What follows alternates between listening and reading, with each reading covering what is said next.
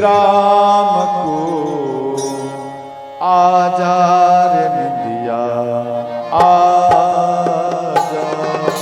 छगन मगन मेरे राम को आजा रे निंदिया आजा।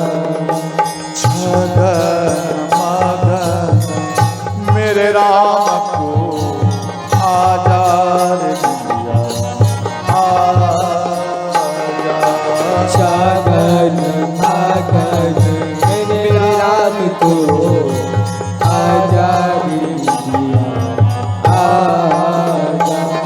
आजा निंदिया आजा निंदिया आजा निंदिया आजा निंदिया। चंचल मोहन मेरे राम को आजा रे निंदिया आजा।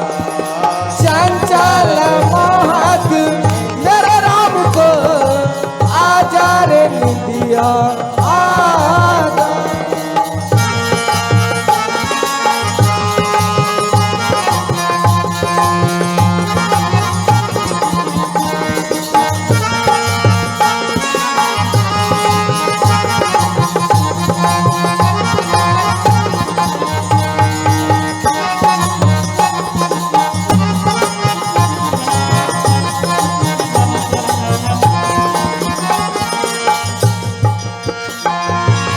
सोचा राम लाडले मैया सुलाए जा। सोचा राम लाडले मैया सुलाने आजा। कैसे सुलाऊं लाल को हीरे से लोरी का। कैसे सुलाऊं लाल को हीरे लोरी गाय। छगन मगन मेरे राम को आजा रे निंदिया आजा। छगन मगन मेरे राम को आजा रे निंदिया आजा।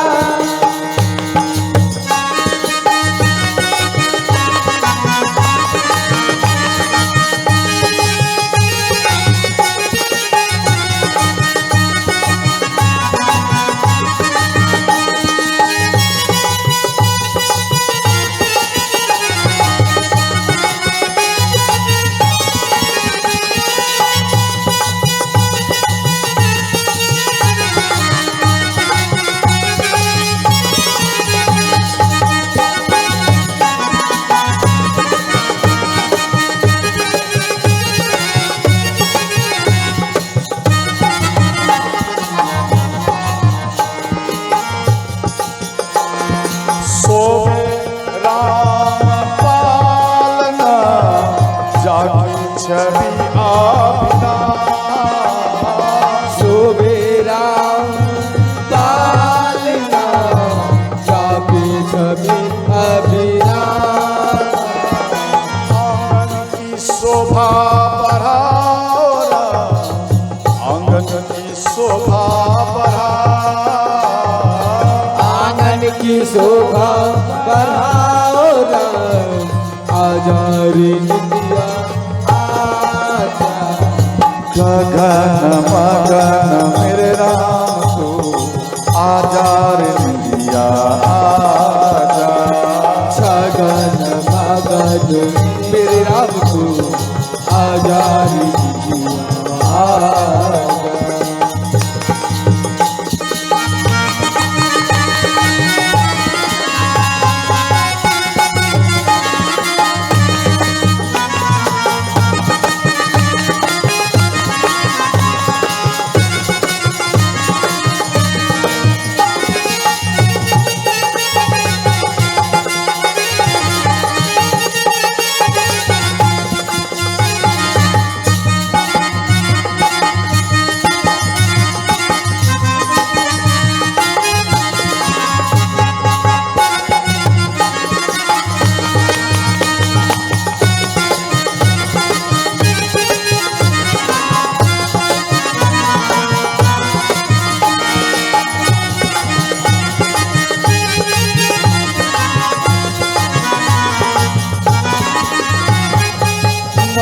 में अति प्रसन्नता मंगल ही कर मन में अति प्रसन्नता मांग रही कर जो रामदास विद्यापन जियो लाल अनमोल रामदास विधि आपने दिए लाल अनमोल छगन मगन मेरे राम को आजार दिया छगन मगन मेरे राम को आजाद दिया चंचल मोहक मेरे राम को आजार दिया चंचल मोहक मेरे राम को आजाद दिया आजार दिया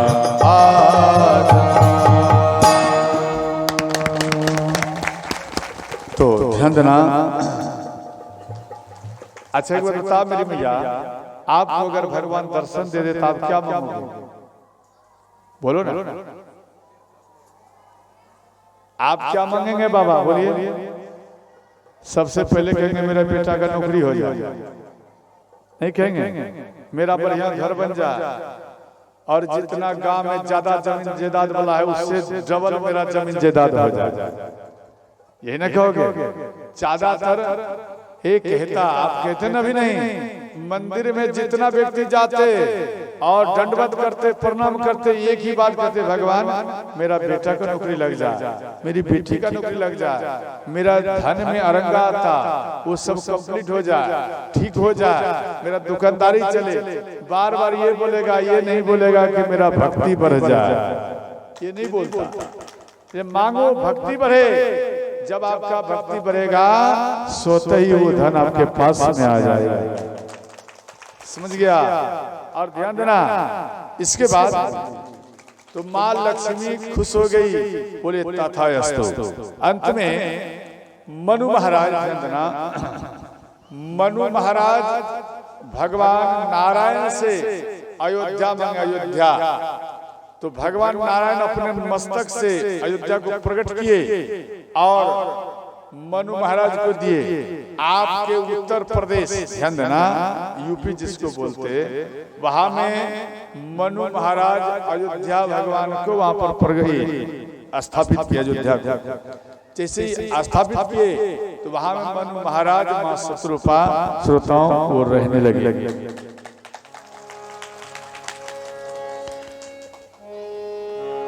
स्वयंभू मनु अरु सतरूपा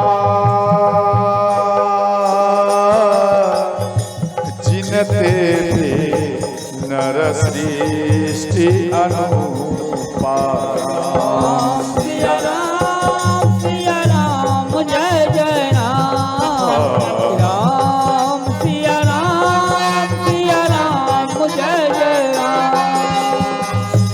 मंगल भवन ओ मंगल हरि, उमा सहित जपत त्रिपुरारी। सिया राम जय जय राम, राम सिया राम जय जय राम। हर हर महादेव।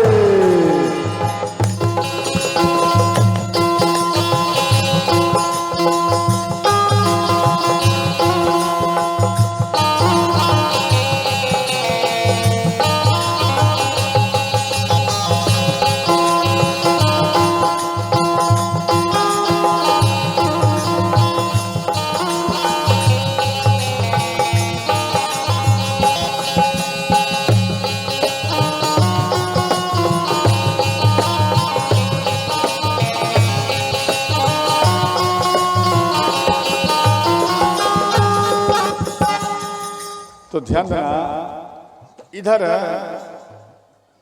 देखो ऐसे तो कश्यप आदित्य भी तपस्या किए, उनके तपस्या में प्रसन्न होकर भगवान एक बार उनके वरदान उनको दिए तो फिर भगवान आए। और ये कल्प की बात है, इस कल्प में कश्यप आदित्य गंधना और उस कल्प में मनु शत्रुपा, ये जैसे जैसे आए हैं भगवान जितना बार प्रकट हुए हैं उतना बार मनु महाराज, मां शत्रुपा, कश्यप आदित्य ये सब बार बार प्रकट हुए, बार बार तपस्या किए और उनको वरदान देकर भगवान बार बार पृथ्वी पर अवतरित हुए। एक बार नहीं, कल्प कल्प प्रति प्रभु अवतरे, चारु चरित नाना विधि करे। समझ गए? इसके बाद वृंदा और जलंधर की भी कथा है। तो जलंधर बहुत दुष्ट था, तो जलंधर बहुत दुष्ट था, देवताओं को कष्ट दिया करते थे। तो देवता इनके कष्ट से ज्यादा परेशान में थे और सब कोई मिलकर भगवान शिव के पास में गए। तो भगवान शिव इन सब के बात को सुनकर जलंधर से युद्ध करने के लिए आया। ध्यान देना, तो भगवान शिव कितना भी आक्रमण करे ये जलंधर मरता नहीं था। अब क्यों नहीं मरता था? ध्यान देना, जलंधर की पत्नी वृंदा ये पतिव्रता स्त्री थी। तो वृंदा के पति जलंधर क्यों नहीं मरते? इनका क्या कारण? वृंदा अपने पति जलंधर जब वो युद्ध करने के लिए जाते थे तो वृंदा ओम पति परमेश्वराय नमः इस मंत्र का जाप करके अपने पति को तिलक लगाती थी और एक माला पहरा देती थी, इसलिए इनका बार बार विजयी होता था। अब ध्यान देना, आप भी मानो आपके पति अगर घर से कहीं जा रहे हैं तो ध्यान देना, अपने पति को मानो आपका पति कहीं जा रहा है तो आप अपने पति को पहले तिलक लगा, ओम पति परमेश्वराय नमः इस मंत्र का जाप कर लगाइए। आप माला नहीं पहनेंगे, आपको शर्म लगेगा तो कोई बात नहीं, आप मात्र में तिलक लगा दो तो आपका पति का शरीर ही कवच बन जाएगा। कोई भी घटना घटने वाला है वो घटना से बाल बाल आपके पति बचकर घर में आ जाएगा। बात समझ गए? इसे शांति दोगे तो बात कुछ कुछ बोलूंगा, वरना नहीं बोलूंगा। इसके बाद और ठीक यही करते थे वृंदा और जलंधर इतना दुष्ट युद्ध करे भगवान शिव से, भगवान शिव भी हार गए। अब दिमाग लगा, पत्नी का तिलक लगाया हुआ मंत्र के साथ और पत्नी माला पहरा दिए, भगवान भी पीछे हट गए, भगवान स्वयं हार गए। अब सोच पतिव्रता स्त्री में कितना पावर है, पावर है या नहीं है? ऐसा नहीं आप बृहस्पति पूजा करो तब आप पतिव्रता स्त्री होंगी, ऐसा बात नहीं। आप केवल बृहस्पति के दिन में कपड़ा में जो सर्फ डालते, साबुन डालते शरीर में, ये सब में वर्जित करिए। भोजन में ध्यान देना, भोजन में परिवर्तन रखिए तो भी आपका बृहस्पति पूजा स्वीकार हो जाएगा। समझ गए? ऐसा नहीं भूखे रहो और उसके बाद ही ये पूजा सफल माना जाए, ऐसा नहीं। आप मन को रखिए पूजा में तो भी आपका विजयी होगा। तो यहाँ भगवान शिव नारायण भगवान के पास में गए, भगवान हम बार बार इनको मारती मरता नहीं। देखो भगवान शिव सिर काट देते थे, जलंधर का सिर कट गया, सब कोई जगह लगाए मर गया और वृंदा के प्रभाव से वो सिर पुनः एक नया प्रकट हो जाता, मरते नहीं थे, फिर जीवित हो जाते थे। जलंधर में वो पावर नहीं जितना पावर उनकी पत्नी में थे श्रोता। अब यहाँ ध्यान देना, देखो हर पुरुष को, हर माता को मस्तक में तिलक रहना चाहिए। कभी भी अपने मस्तक को खाली रखना नहीं चाहिए, हरदम रखो, 24 घंटा रखिए, तिलक पहन कर रहो और खाली रखना नहीं चाहिए। आप जब तक आपके मस्तक में तिलक है तब तक आपके ऊपर कितना भी आफत आएगा वो आफत आपको कुछ बिगाड़ नहीं पाएगा और आपके मस्तक ललाट हरदम चमकते ही रहेगा। और भगवान नारायण के पास में भगवान शिव आए, बोले भगवान हम इन जलंधर को बार बार मारते मरता नहीं, तो बोले आप अब जाइए युद्ध करने, हम इधर कुछ करते हैं। तो भगवान शिव इधर आए युद्ध करने के लिए और उधर वृंदा ध्यान देना अपने पति को ललाट में श्रृंगार की और इसके बाद एक माला पहराए, ओम पति परमेश्वराय कहकर जाप कर उनके ऊपर थोड़ा फूल वृष्टि किए और इधर ये जलंधर चला गया युद्ध करने के लिए। अब जब ये युद्ध करने के लिए गए, इधर नारायण भगवान ये जलंधर बनकर आए, जलंधर का रूप धारण करके आए वृंदा के पास। वृंदा अपना पति समझकर, ध्यान देना, अपना पति समझकर, अपने पति समझकर विष्णु भगवान के चरण दबाए। जैसे ही चरण को दबाई इनका पतिव्रत धर्म टूट गया और उधर भगवान शिव अपने त्रिशूल के द्वारा उधर जलंधर का सिर यानी मस्तक को काट दिया और शरीर के साथ मस्तक के साथ ये वृंदा के आंगन में रख दिया। अब ध्यान देना, अब वृंदा का दृष्टि पड़ा, भाई ये तो मेरे पति का शरीर है, जब ये मेरे पति का शरीर है तो फिर ये मेरे घर में कौन है। जैसे ही वृंदा फिर घर में आई तो विष्णु भगवान अपने रूप में आ गए। विष्णु भगवान के ऊपर वृंदा नाराज हो गई और उनको श्राप देने लगे कि हे भगवान, आप हमारा पतिव्रत धर्म को आप छल से नष्ट किया, इसलिए हम श्राप दे रही हूँ जे आपके भी पत्नी को मेरे ही पति छल करके हरण करेंगे, ये मेरा श्राप है। वही जलंधर ध्यान देना दूसरे कल्प में वो रावण का रूप धारण किए और माँ सीता को छल करके हरण कर लंका में श्रोताओं ले गए। समझ गए? इसके बाद यहां दिया गया जे देवऋषि नारद, इनके बारे में तो आप सब जानते हैं। देवऋषि नारद विश्व मुनि के मोह में आ गया, तो वहां पर सब राजा को बुलाए जे हमारी बेटी को जो मानो मेरी बेटी जिनको पसंद करेगी उनको माला पहनाए। तो ये वहां पर राजा महाराजा सबको बुलाए, सिलनिधि राजा सबको बुलाए, तो वहां पर देवऋषि नारद भी आए। तो देवऋषि नारद ध्यान देना जैसे सिलनिधि राजा के पास में आए तो सिलनिधि राजा प्रसन्न हो गए और उधर विश्व मुनि को लाकर देवऋषि नारद के चरणों में प्रणाम कराए और अंत में सिलनिधि राजा बोले, जरा आप ये देखिए जे हमारी बेटी के हाथ में रेखा में क्या लिखा है, कैसा दूल्हा होगा, इनका वर कैसा होगा।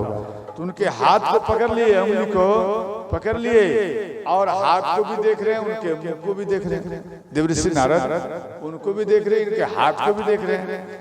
तो विश्व मोहिनी स्वयं माँ लक्ष्मी है, समझ गए? माँ लक्ष्मी ये तुरंत थोड़ा मुस्कुरा दी। क्यों? इसलिए मुस्कुरा दिए इनके अंदर में अभिमान आ गया था, वो अभिमान को नष्ट करना है। तो जैसे ही मुस्कुरा दिए तो देवऋषि नारद मन में सोचे कि भाई लग रहा है हमको ज्यादा पसंद करते हैं। अंत में इधर सिलनिधि राजा बोले कि आप हमें बताइए हमारी बेटी का वर कैसा होगा। 2 बार 3 बार इनको टोकरा लगाए, फिर ये होश में आया। बोले आपकी बेटी से जो विवाह करेगा वो अमर हो जाएगा, वो कभी रण में हार नहीं होगा उसका और तीनों लोकों में उसका नाम का गुणगान ही करता रहेगा। देवऋषि नारद मन में सोचे भाई ऐसा बात है तो हम ही विवाह कर लें, हमारा भी तीनों लोक में होगा और दूसरा हम अमर भी हो जाएंगे और कभी रणभूमि में हमारा हार नहीं होगा। इनके अंदर में जिज्ञासा जगह हम विवाह कर। तो नारायण भगवान को याद किए, महल के बाहर में आकर नारायण भगवान को याद किए, भगवान आप अपना रूप दीजिए। तो भगवान तुरंत प्रकट हो गए और कहने लगे कि आप अपना हमें रूप दीजिए।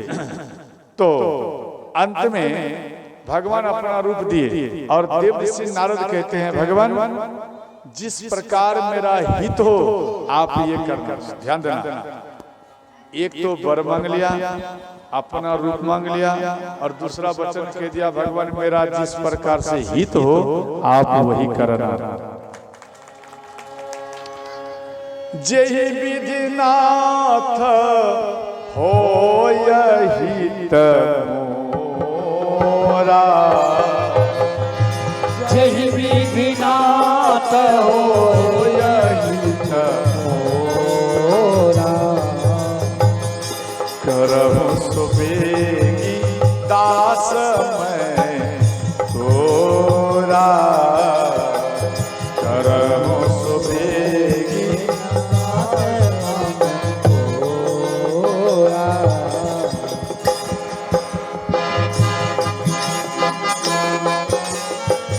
श्री राम जय राम जय जय राम, जय राम जय जय राम, श्री राम जय राम जय जय राम, श्री राम जय राम जय जय राम। ध्यान देना। इधर ये बात कहकर देव ऋषि नारद सभा में आ गए और प्रथम चरण में बैठ गए। प्रथम चरण में जैसे विश्व मुनि महल से निकलेगी और प्रथम चरण में मेरा नंबर आएगा तो हमको बढ़ेगी और इनको कष्ट नहीं होगा, इधर उधर जाने की जरूरत नहीं, एक बार में कंप्लीट हो जाएगा। तो विश्व मुनि जैसे ही आई तो सबसे पहले खड़े हो गए, आप हमको बोलो। तो विश्व मुनि थोड़ा सा भी नहीं देखे और वो घूम गई आगे। तो वो कुर्सी उठाकर, ध्यान देना, वो चेयर कुर्सी उस सिंहासन को उठा लिए और देव ऋषि नारद प्रथम चरण में फिर आ गए।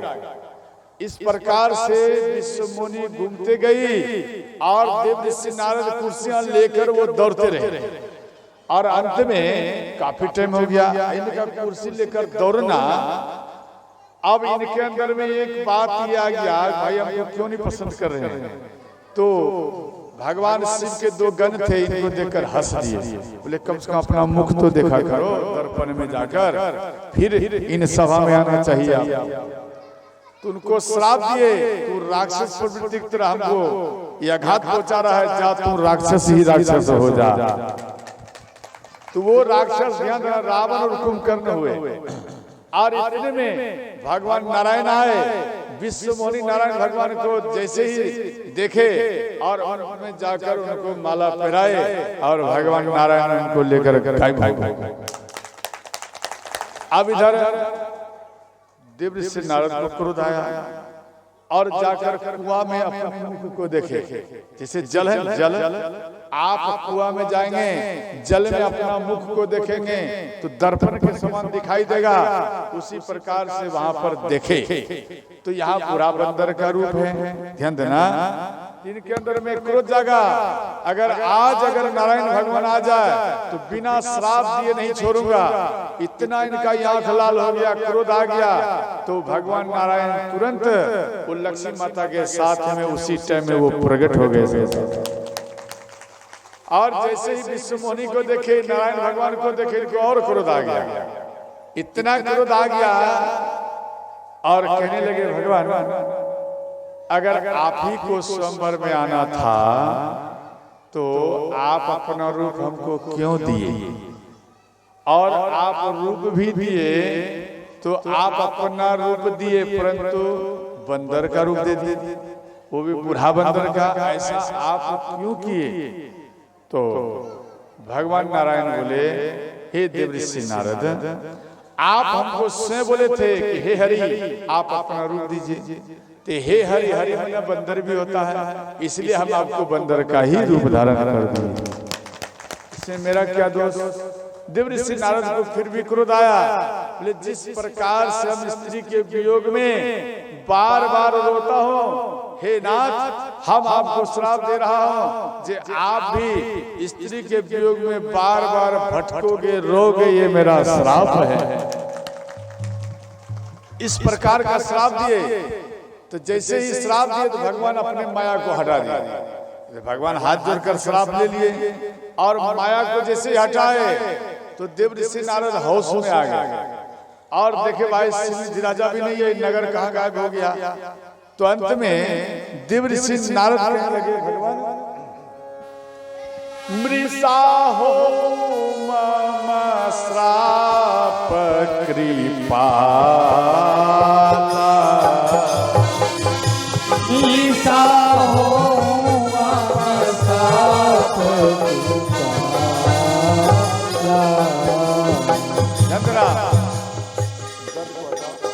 मृषा, मृषा मन हे भगवान जो आपको हम श्राप दिए वो मिथ्या हो जाए, नष्ट हो जाए, आपको ये श्राप नहीं लगे। भगवान कहने लगे, हे देवर्षि नारद, आपके जैसे संतों का मुखारविंद से श्राप लेकर अगर हम पृथ्वी पे जाऊंगा तो हम भी धन हो जाएंगे। भगवान लगे हाथ जोड़कर, मम इच्छा कह दीनता याला, मम इच्छा कह दीनता याला। हर हर महादेव।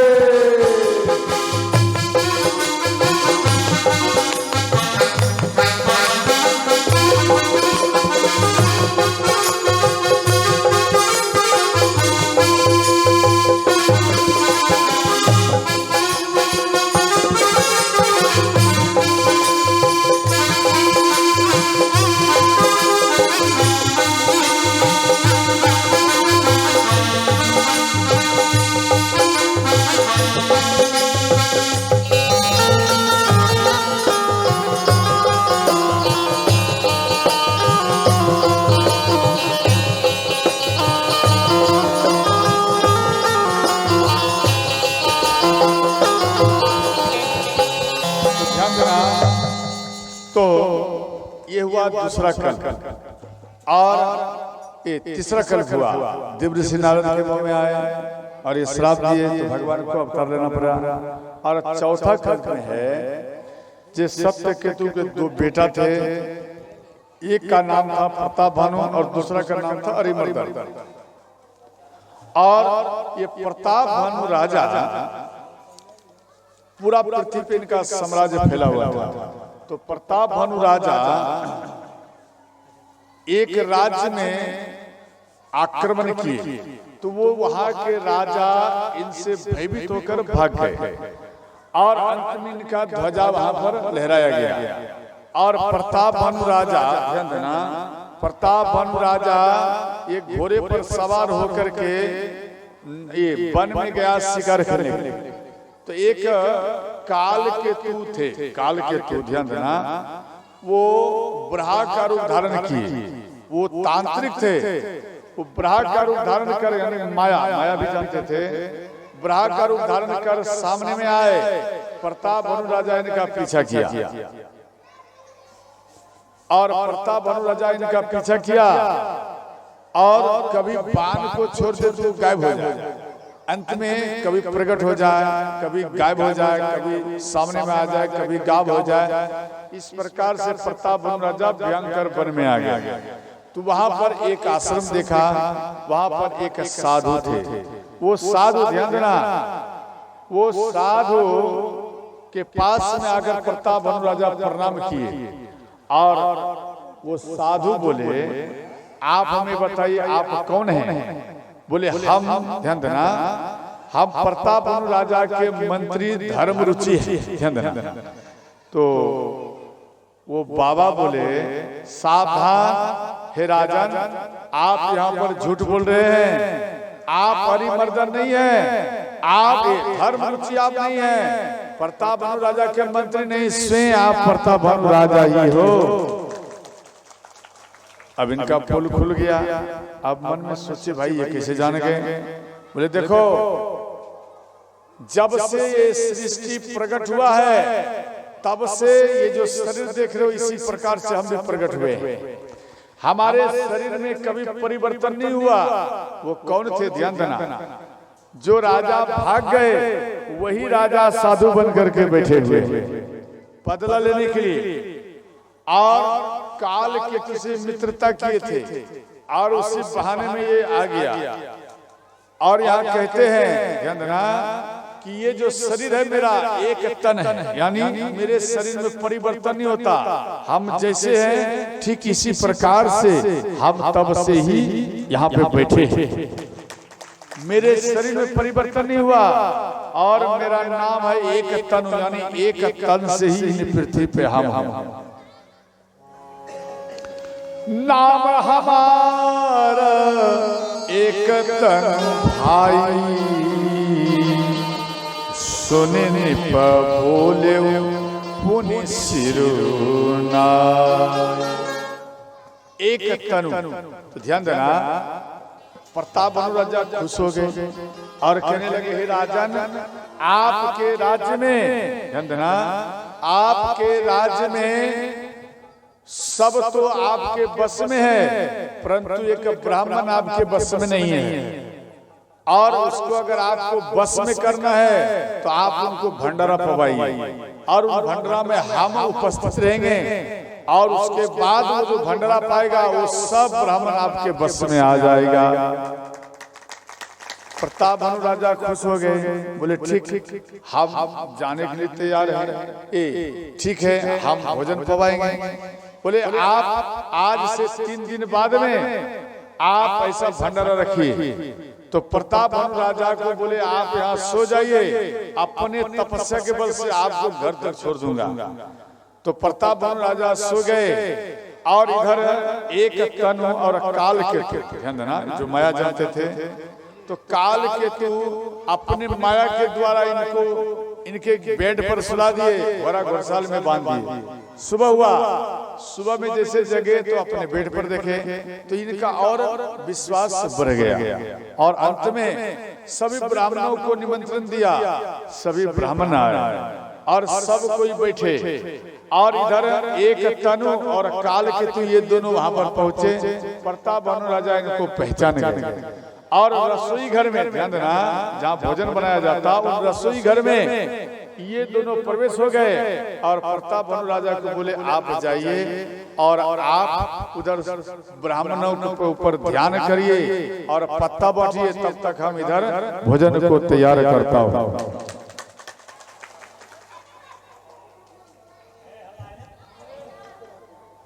तो ध्यान देना, इधर प्रताप भानु राजा इधर ब्राह्मणों का सेवा करते रहे, और इधर काल केतु और एक तनु ये इधर रसोई घर में गए। रसोई घर में जो काम करने वाला था उनको दोनों 2, 4, 10 जो भी थे उन सबको हाथ घुमाकर एक रूम में मुख को बंद करके उनको कमरे में बंद कर दिया, और उन भोजन में, ध्यान देना, खग मृग का मांस मिला दिया गया। तो ध्यान देना, इधर खग मृग के मांस यानी उनको काट कर मांस को सब्जी में मिला दिया गया, और इधर प्रताप भानु राजा को बोले आप इनको परोसिए। ध्यान देना, जैसे ही परोसने लगे परसन लाग जब ही माही पाला, भाई आकाश बानी यही काला। राम सिया राम जय जय राम, राम सिया राम जय जय राम। परसन लागा, जब परोस दिए, जब हाँ परोस दिए तो परोसने के बाद में भोजन को उठाते ना हाथ में, जैसे ही हाथ में उठाए जो काल केतु था वो आकाशवाणी द्वारा सब ब्राह्मणों को संकेत कर रहे हैं। हे ब्राह्मणों, भयो रसोई भूसुर मासो सब जऊ मानी विश्वासु। राम सिया राम जय जय राम। राम सिया राम जय जय राम। मंगल भवन ओ मंगल हरि उमा सहित जपत त्रिपुरारी। राम सिया राम क्या बात है, करताल बजाओ। जय जय राम। राम सिया राम जय जय राम। हर हर महादेव।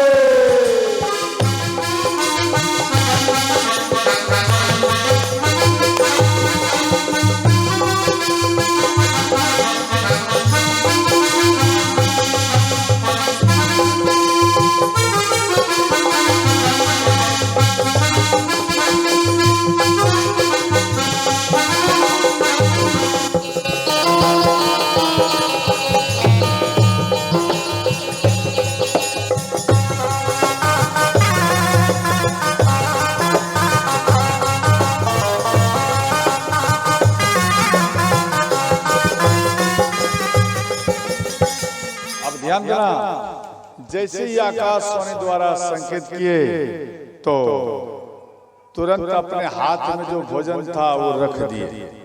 अब देखो यहाँ क्या कर रहे हैं, ये कह रहे हैं कि इसमें हे ब्राह्मण, इसमें मांस मिलाया गया है, मांस। आप अगर इन भोजन को पाएंगे तो आपका धर्म सदा सदा के लिए ही नष्ट हो जाएगा।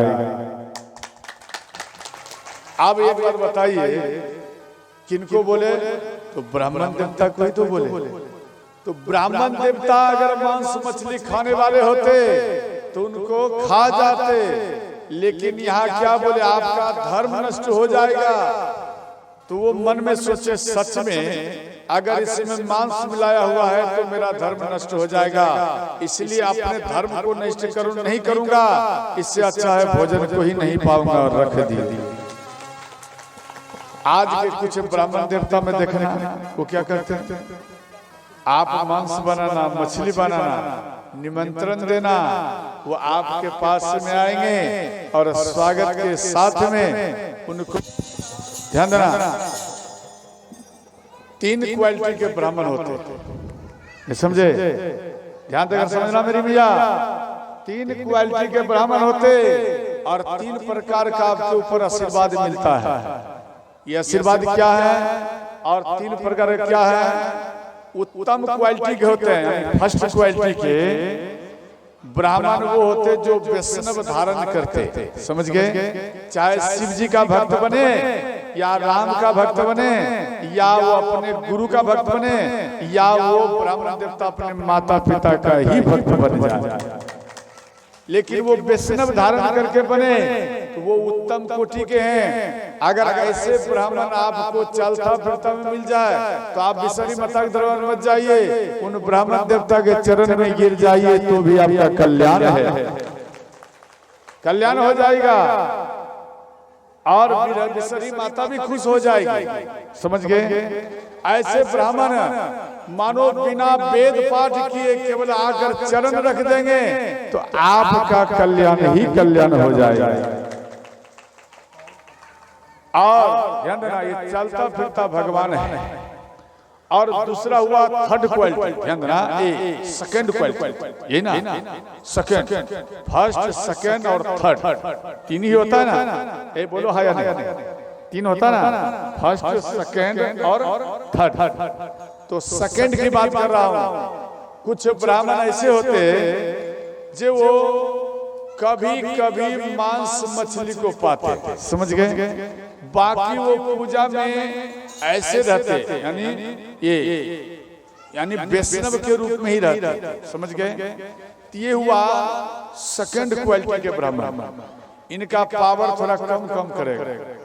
और थर्ड क्वालिटी के वो ब्राह्मण है, ध्यान देना, जो कि बलि भी चढ़ाएगा और बलि चढ़ाने के बाद उन मांस को भी पाएगा, ध्यान देना, उन मांस को पाएगा और मांस, मदिरा, मछली इत्यादि सब का वो ग्रहण करेगा, तो पर भी वो पूजा करेगा।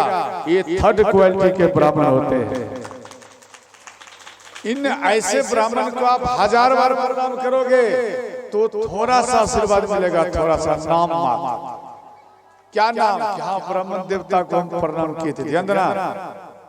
ब्राह्मण देवता उसमें नहीं मिलना चाहिए, केवल ब्राह्मण रहना चाहिए, देवता नहीं होना चाहिए। देवता एक ही ब्राह्मण मिलेगा जो वैष्णव धर्म को पालन करके और वो पूजा पाठ करते, वही सच्चा ब्राह्मण देवता है। ब्राह्मण अर्थात देवता का पूजा मत करिए, आप उन ब्राह्मण का दर्शन कर लिए तो भी आपका कल्याण ही कल्याण होगा, समझ गए। क्या बोलते हैं जो कथा किए थे, सोनबरसा से आए, हाँ पहचान गए। सोनबरसा से कितने व्यक्ति आए, इधर हाथ उठाइए। अच्छा मात्र 2-3, चलो ठीक, इनके लिए जरा जोरदार करताल बजाइए। आप सोचो, आप ये जो माँ भगवती का दरबार है, इनके अगल बगल में देवका गांव है या सोनबरसा से भी आगे गांव है, बताओ। देवका जो है, ये जो गांव है देवका, बिसरी माता से सोनबरसा से भी दूर है क्या? क्या देवका बिसरी माता के बीच में है? बोलना है या नहीं?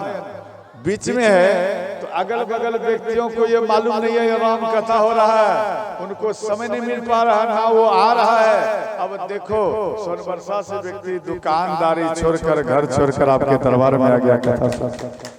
सोच, इसको ये कहा जाता, ध्यान देना, जिस व्यक्ति के अंदर में ऐसा भाव हो, ध्यान रखना, उसके अंदर में सरलपन होता है, ध्यान देना। सरल का अर्थ है 100 से सीता, र से राम, ल से लक्ष्मण, ये तीनों मूर्ति सदा उसके हृदय में वास करते हैं, समझ गए। वही व्यक्ति दूर में भी रहकर वो यहाँ में आते और कथा सुनकर जाते।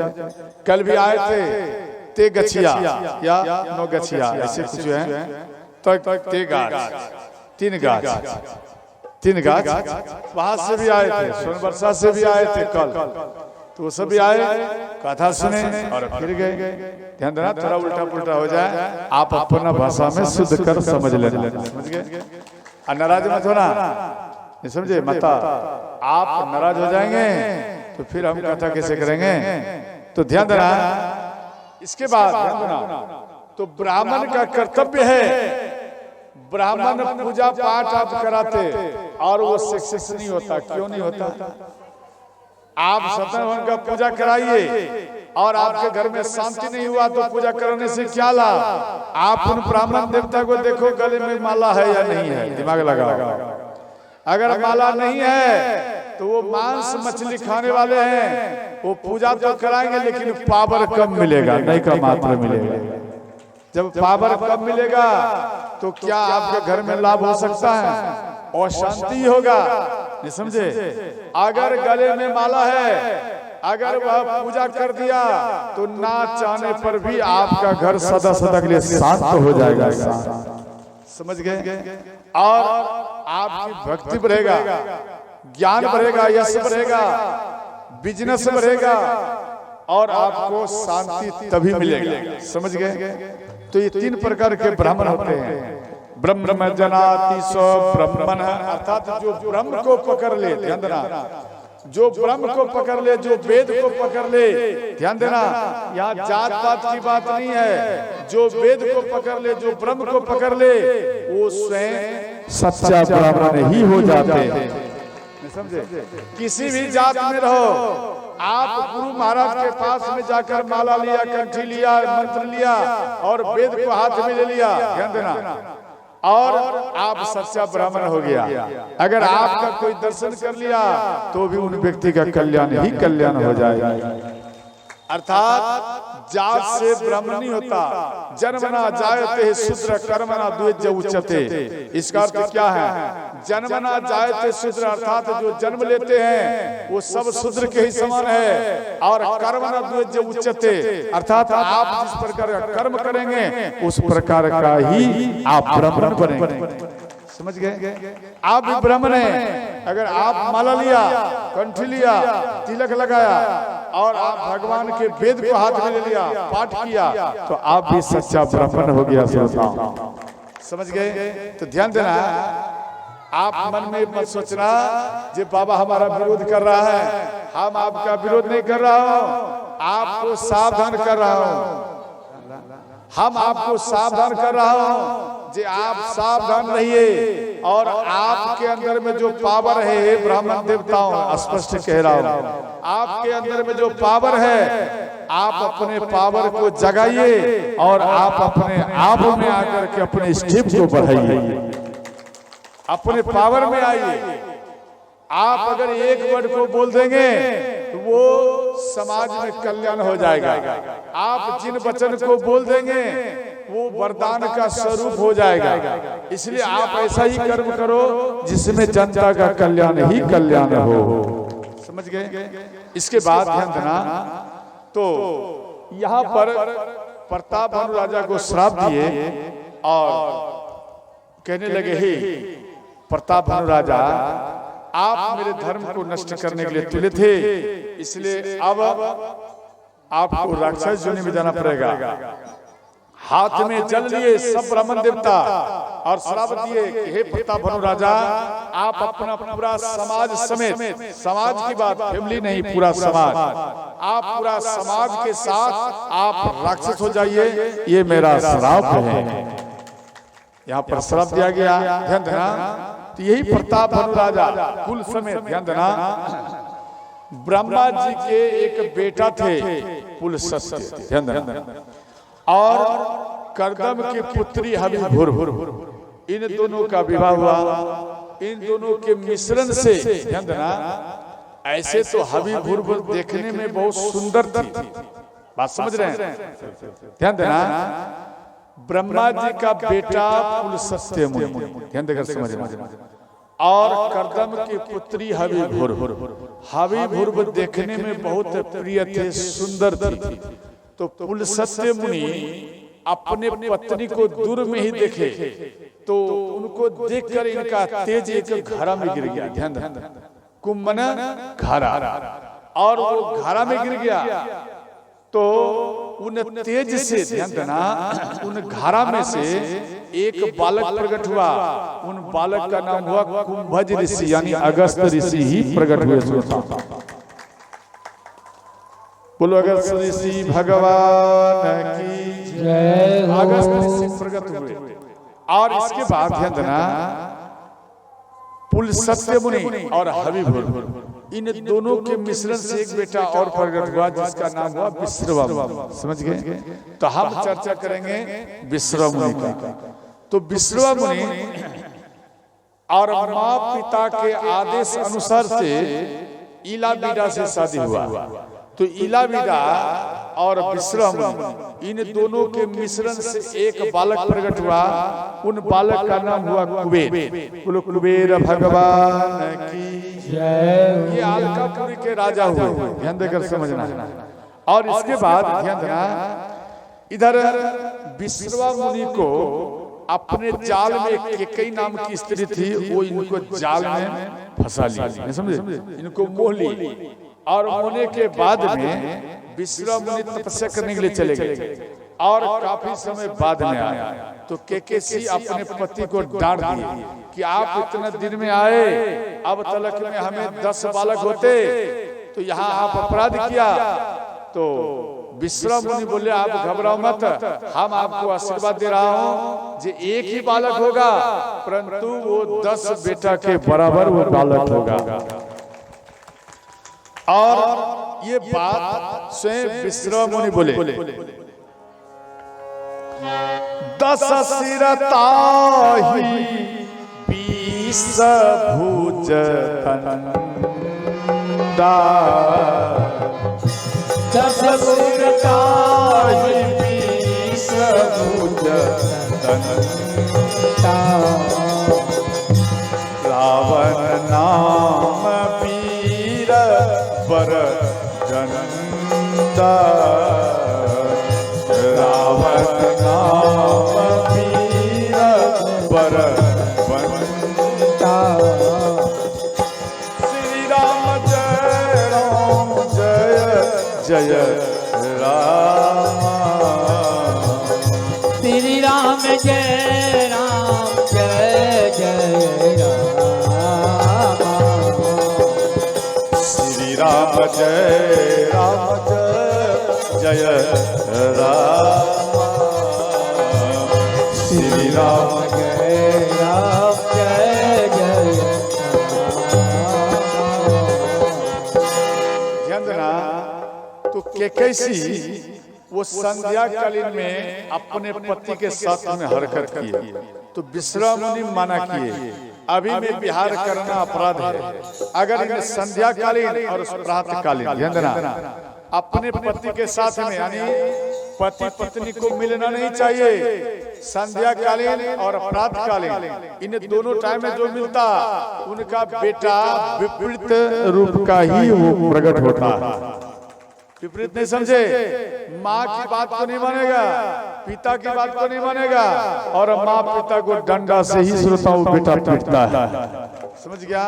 इसलिए संध्या कालीन में अपने पति से मिलना नहीं चाहिए और प्रातः कालीन में अपने पति से विहार नहीं करना चाहिए। ये दो टाइम में विहार नहीं करना चाहिए। इसके बाद ध्यान देना और ये केकेसी फिर भी ये हट किए अंत में विहार किए तो विहार करने के बाद में एक बालक को जन्म दी और वो बालक जब जन्म दिए तो पूरा जगत में पशु पक्षी भी रोने लगे। ध्यान देना और भयंकर बारिश हुए और अंत में वो बालक माँ के बगल में सुलाए वस्त्र से ढक दिए। वो तुरंत बालक जैसे ही जन्म लिया वो तुरंत 12 वर्ष का ही हो गया और ठाका मारकर हंसने लगे। विश्रवा मुनि आश्चर्य में पड़ गए। विश्रवा मुनि कहने लगे कि किसी ध्यान देना ये पूरा जगत में सब इनके प्रगट में रोता है इसलिए इस बालक का नाम होगा रावण। इसके बाद ध्यान देना केकेसी फिर एक बेटा को जन्म दिए कुंभकर्ण को और 2 बेटी को जन्म दिए। एक बेटी का नाम हुआ सुपनेखा और दूसरा का नाम हुआ कुम्हनी। ध्यान देना ये सुपनेखा जो इनका नाम हुआ और एक कुम्हनी बहन है तो मथुरा के राजा मधु के साथ में ध्यान देना इनका कुम्हनी का विवाह हुआ। उन दोनों के मिश्रण से लवणासुर का प्रागट्य हुआ जो कि शत्रुघ्न के हाथों उनका वध हुआ सुनता। और इसके बाद ध्यान देना विश्रवा मुनि के आश्रम में केचुकेशी नाम की एक स्त्री रहती थी और विश्रवा मुनि का स्वागत किए तो विश्रवा मुनि इनके ऊपर प्रसन्न हो गए और केचुकेशी के साथ में विश्रवा मुनि विहार किए तो इन दोनों के मिश्रण से एक कन्या एक बालक ये प्रकट हुआ। बालक का नाम हुआ विभीषण और कन्या का नाम हुआ त्रिजटा। अंत में ध्यान देना तीनों भाई तपस्या किए ब्रह्मा जी का। जब ब्रह्मा जी का तपस्या किए ब्रह्मा जी प्रसन्न होकर रावण के पास में आए। बोले बेटा वर मांगो। बोले भगवान अगर आप मेरे ऊपर खुश हैं तो आप हमको अमर वर दीजिए। तो इस बात को सुनकर ब्रह्मा जी बोले देखो मेरे पास में अमर वर नहीं है, भगवान शिव के पास है, भगवान विष्णु के पास है, मेरे पास में नहीं है।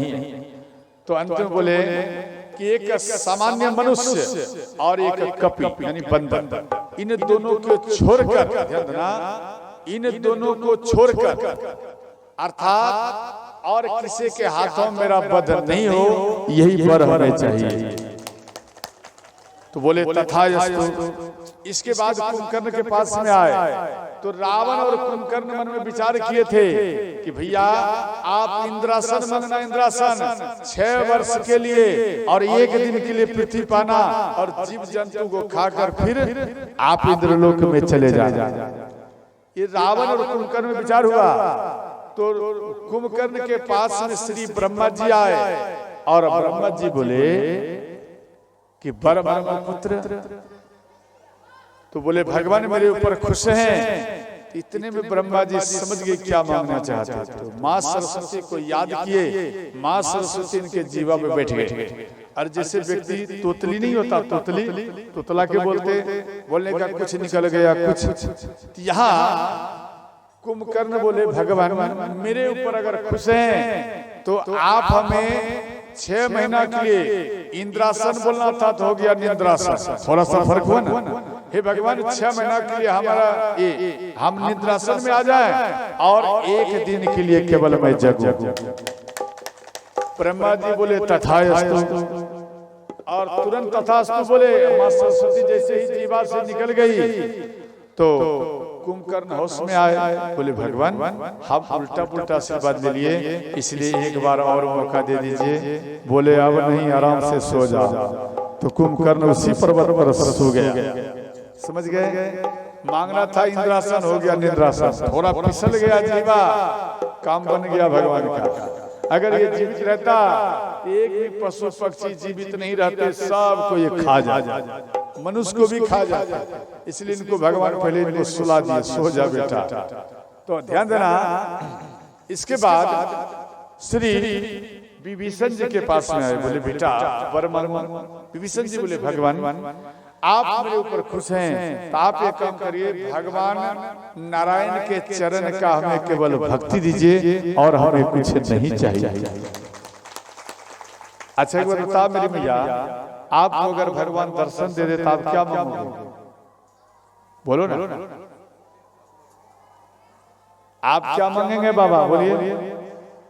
सबसे पहले कहेंगे मेरा बेटा का नौकरी हो जाए, नहीं कहेंगे मेरा बढ़िया घर बन जाए और जितना गांव में ज्यादा जमीन जायदाद वाला है उससे डबल मेरा जमीन जायदाद हो जाए। यही ना कहोगे? ज्यादातर एक कहता, आप कहते ना भी नहीं, मंदिर में जितना व्यक्ति जाते और दंडवत करते प्रणाम करते एक ही बात कहते, भगवान मेरा बेटा का नौकरी लग जाए, मेरी बेटी का नौकरी लग जाए, मेरा धन में अरंगा आता वो सब कंप्लीट हो जाए, ठीक हो जाए, मेरा दुकानदारी चले। बार बार ये बोलेगा, ये नहीं बोलेगा कि मेरा भक्ति बढ़ जाए, ये नहीं बोलता। ये मांगो भक्ति बढ़े, जब आपका भक्ति बढ़ेगा सोते ही वो धन आपके पास में आ जाएगा। समझ गया? और ध्यान देना, इसके बाद तो ये तीनों भाई तपस्या किए और अंत में मंदोदर नाम का ऋषि थे, वो दूध पी करके तपस्या करते थे। तो मंदोदर ऋषि वो जल में स्नान करने के लिए गए और वहां पर एक सर्प आकर उनके दूध को थोड़ा पी गए। तो सर्प जब दूध पीता तो वो जहर को उगल देता, तो वो दूध हो गया जहरीला। तो मंदोदर ऋषि के आश्रम में एक मेढकी रहती, वो भगवान राम की कथा वो सुनते थे। मेढकी वो संपूर्ण रामायण उनको याद है। वो मेढकी मन में सोची कि मेरे गुरुजी आएंगे और इन दूध को पाएंगे तो वो मर जाएंगे, इससे अच्छा है गुरुजी को बचाने का एक ही तरीका, हम स्वयं उन दूध में कूद जाऊं और हमारा मृत्यु हो जाए, लेकिन मेरे गुरुजी तो जीवित रहेंगे। अब ये सोचकर ये सोच करके मेढकी उसमें छलांग मारी और अंत में वो तरफ तरफ करके वो मर गई। मंदोदर से जल में स्नान कर आए और जैसे ही यहाँ दूध में देखे भाई एक मेढकी मारा पड़ा हुआ है, तो हाथ में जल लिए और मंदोदर ऋषि बोले, अगर मेरे हित के लिए अगर ये दूध में छलांग मारी है ये मेढकी, तो ये एक सुंदर कन्या हो जाए, या मेरे अनहित के लिए इस दूध में छलांग मारी है मेढकी, तो ये जल करके भस्म हो जाए, जल को छीट। तो वो तुरंत ध्यान देना, जैसे जल को छीटे वो तुरंत एक सुंदर कन्या का रूप धारण हो गया। अब मंदोदरी ऋषि बोले, आप हमें बता, आप इसमें क्यों छलांग मारी? तो कन्या बोली, भगवान हे गुरुजी, आपके दूध को दूध एक सर्प पी गए थे, इसलिए दूध जहरीला हो गया। किसी ने देखा नहीं, हम स्वयं देखे, और इसलिए मन में सोचे कि आप ही कहा करते थे सत्संग में, कथा में, अगर प्राण बचाने में, दूसरे का प्राण बचाने में अगर अपना प्राण भी चला जाए तो भी खेल खेले में उसे वैकुंठ ही मिलता है। इसलिए गुरुजी इन बात को ध्यान में रखकर हम इन दूध में छलांग मार दिया और अंत में हमारा मृत्यु हो गया। तो मंदोदरी ऋषि उन कन्या को अपना बेटी बनाकर रखने लगे। बेटी आप आ जाओ, आज से तेरा नाम होगा मंदोदरी। बोलो मंदोदरी माता की जय हो। यहाँ मंदोदरी माता इनका नाम पड़ा। तो